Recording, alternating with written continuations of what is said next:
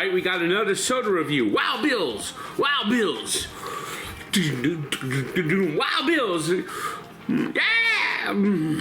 Wild Bill's soda.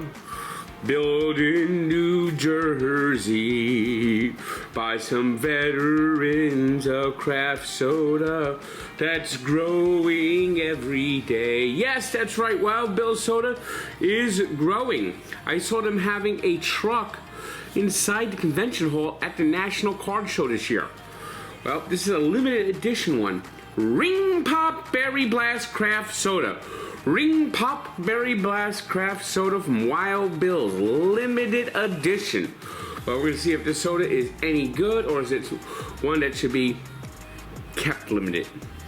Brand, brand, brand, brand,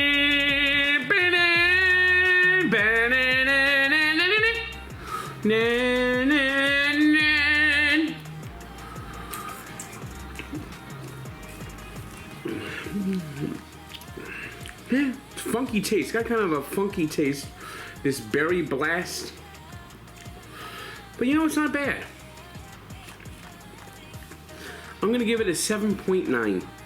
A 7.9.